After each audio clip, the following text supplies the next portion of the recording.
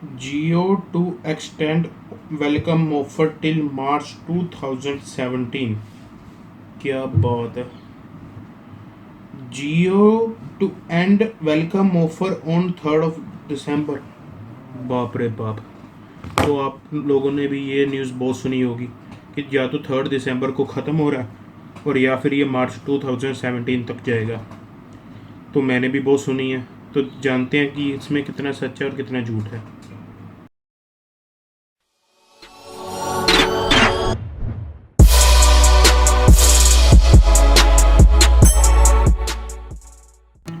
तो वीडियो को स्टार्ट करने से पहले मैं आपको क्लियर कर देना चाहता हूँ, ये जो चीज़ है कि मार्च 2017 तक जाएगा या 3rd दिसंबर को ही ख़त्म होगा या 31 दिसंबर को ख़त्म होगा।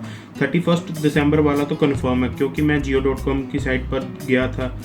तो वो नई न्यूज़ नहीं है, वो तो पहले से ही कह रहे हैं कि जो वेलकम ऑफर है वो 31 दिसंबर तक जाएगा, पर 3rd दिसंबर को ख़त्म होगा जब मार्च 2017 तक जाएगा। इन दोनों चीज़ों की भी बराबर की पॉसिबिलिटीज़ है। हालांकि मैं सोचता हूँ इन दोनों के चीज़ों के होने के कारण कुछ अलग अलग हैं। जैसे कि अगर हम बात करें कि 3rd दिसंबर 2016 को ये क्यों ख़त्म हो सकता है, तो पहला रीज़न है कि ये सितंबर 1 और 2 या 3 को ये स्टार्ट किया गया था, ये जो हमारा जियो वेलकम ऑफर है। तो ट्राई के अकॉर्डिंग, जो telecom regulatory authority of India, उनके अकॉर्डिंग अगर कोई भी सर्विस प्रोवाइडर जैसे कि एयरटेल, वोडाफोन और जियो भी, कोई भी BSNL भी, कोई भी जो उनका ऑफर है, इंट्रोडक्टरी ऑफर है, तो वो 90 डेज़ तक का ही रख सकता है। तो जियो को 90 डेज़ हो गए हैं जी जियो वेलकम ऑफर, तो उस ऑफर को 3rd दिसंबर तक ख़त्म होना होगा। तो ये थी जो हमारा ट्राई कहता है, पर इसमें चेंजेस आ सकते हैं। जैसे कि अगर वो जो ये ऑफ़र है इसको चेंज कर कुछ और कर दें। इसके ग्राउंड्स पर मैं कह रहा हूँ क्योंकि मैं पहले जियो के प्रीव्यू ऑफ़र में था। आप सब लोग जानते हैं कि मैंने गैलेक्सी S6 के साथ जो है अपना जियो का सिम कार्ड लिया था। तो मैंने जो जियो का सिम कार्ड लिया था वो लिया था 17 जुलाई को। तो उससे पहले भी ये चल रहा था, तो थोड़े टाइम बाद उन्होंने ऑफ़र जो है चेंज कर दिया था। तो अब एक्सपेक्ट कर सकते हैं अगर 3rd दिसंबर को ख़त्म होना होगा तो ठीक है, अगर आगे तक जाना है तो ये जो प्लान है वो चेंज होगा ही होगा। तो इसमें चेंज आएंगे ही आएंगे। तो जियो क्यों प्लान को बढ़ा सकता है, क्यों उनका खर्चा ज़्यादा बढ़ सकता है, क्यों मार्च 2017 हम सोच रहे हैं कि वो मार्च 2017 तक जा सकते हैं। तो उसका पहला रीज़न है कि लोगों को ये सिम कार्ड अच्छे से मिला ही नहीं है। तो जब प्रीव्यू ऑफर चल रहा था, जब लाइव हैंडसेट्स के साथ ये सिम कार्ड मिल रहा था, तब तक तो ठीक था, तब तक भी ठीक था। तो जब ये प्रीव्यू ऑफर सैमसंग डिवाइसेस के लिए आया था, A सीरीज़ के लिए, S सीरीज़ के लिए, नोट सीरीज़ के लिए, तब तक लोग भी ले रहे थे। जब से उस प्रीव्यू ऑफर के बाद, सैमसंग वाले प्रीव्यू ऑफर के बाद ये सारे हैंडसेट के लिए आता गया, माइक्रोमैक्स, सारे हैंडसेट ही कवर हो गए। तब से जो सिम मिलने की जो अवेलेबिलिटी थी वो काफ़ी कम हो गई थी। और मैंने अपनी आंखों से देखा है कि जियो का सिम ब्लैक में 400-500 का और 1000 रुपीज़ का भी बिक रहा था। तो जो लोगों सिम लेना चाहते थे फ्री में, उन लोगों ने तो कभी लिया ही नहीं है। मेरे काफ़ी सारे दोस्त हैं जिन्होंने आजकल में ही सिम लिया है, तो उन्होंने कोई भी 3 मंथ्स का जो बेनिफिट है उनको हासिल ही नहीं कर पाएंगे अगर 31 दिसंबर तक भी चला जाए। तो पहला रीज़न तो बड़ा ही सिंपल है कि अच्छी तरह से ऑडियंस तक ये पहुंचा ही नहीं। उसके बाद जो दूसरा है कि ये जो जियो का टारगेट था 10 करोड़ यूज़र्स रखने का, वो अभी तक कंप्लीट नहीं हुआ है। मैं थोड़ी देर पहले रिलायंस डिजिटल स्टोर में गया था।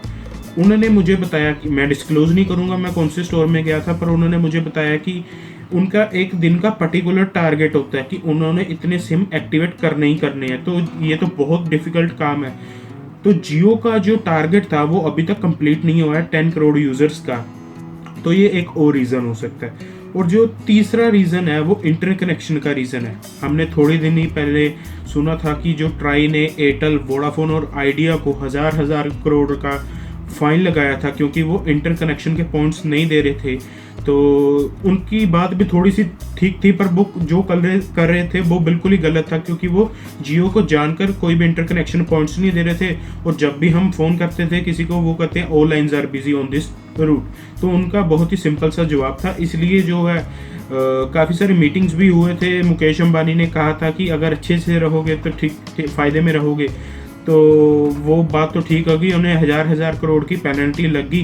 पर अगर एयरटेल वालों ने अभी भी कहा था कि कोई भी चीज़ हमेशा के लिए फ्री नहीं रह सकती है, तो उन्हें तो फ़ाइन तो लग गया, पर कॉलिंग थोड़ी सी इम्प्रूव हुई है, तो इंटरकनेक्शन का थोड़ा सा इशू जो है सॉल्व हुआ है, पर अभी तक पूरी तरह से फिक्स नहीं हुआ है। तो इसलिए जियो उसके ऊपर अगर और काम करना चाहे, एक वर्ल्ड वाइड रिलीज़ या कह सकते हैं पब्लिक रिलीज से पहले वो अपने आप को और स्ट्रॉन्ग करना चाहिए, इसके लिए ऑफर एक्सटेंड हो सकता है।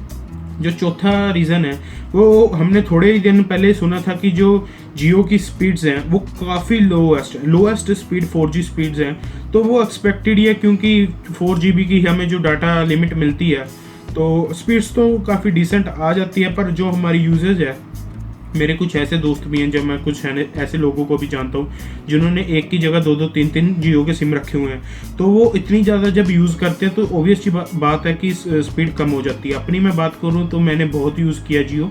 जब जियो का मेरे पास प्रीव्यू ऑफर था, वेलकम ऑफर की बात नहीं मैं कर रहा हूँ, जब मेरे पास प्रीव्यू ऑफर था तो मैं अपनी वीडियोज़ की जो अपलोडिंग है, जो गेम्स जैसे GTA 5, तो मैं उसी ऑफर से डाउनलोड करता था और काफ़ी बढ़िया स्पीड भी आती थी। पर आजकल जो है जियो की स्पीड काफ़ी ज़्यादा कम हो गई है, तो ये एक और ऑफर, जो एक और रीज़न हो सकता है कि जियो अपने ऑफर को जो है एक्सटेंड करना चाहता है। पर किसी भी ग्राउंड पर जियो 3 दिसंबर से ऊपर नहीं जा सकता या 31 दिसंबर से ऊपर नहीं जा सकता, क्योंकि ट्राई की लिमिटेशंस है। तो अगर वो अपने प्लान्स में चेंजेस लाता है, यानी कि 4 GB की जगह 2 GB दे देता है, या 2 GB की 4 GB की जगह 8 GB दे देता है, थोड़े से चेंज करता है, तो ये जो चेंज है ये पॉसिबल है, मार्च 2017 तक जा सकता है। पर मैं फिर से कहूँगा कि ये कुछ भी कंफर्म नहीं है, हवा में चल रही बातें हैं, तो एक र्यूमर्स से मैंने एक वीडियो बना दी। तो अगर आपको अच्छा लगा है तो आप इसे काफ़ी अपने दोस्तों के साथ शेयर कर सकते हैं, क्योंकि मुझे काफ़ी सारी रिक्वेस्ट आ रही थी इस वीडियो के लिए कि क्या ये बात सच है या नहीं। जो बेस हो सकते थे मैंने सोचकर बता दिए हैं आपको, और ये सारी जो इन्फॉर्मेशन मैंने ली है वो हमारे टेक साइट्स पर आराम से अवेलेबल है, आप वहाँ पर जाके भी देख सकते हैं। तो मैं अपने सोशल मीडिया पर भी काफ़ी एक्टिव रहता हूँ, अगर आप मुझे वहाँ पर फॉलो करना चाहते हैं तो सारे लिंक डिस्क्रिप्शन बॉक्स में। इस वीडियो में केवल इतना ही। देखते रहने के लिए धन्यवाद, हम मिलेंगे अगली वीडियो में।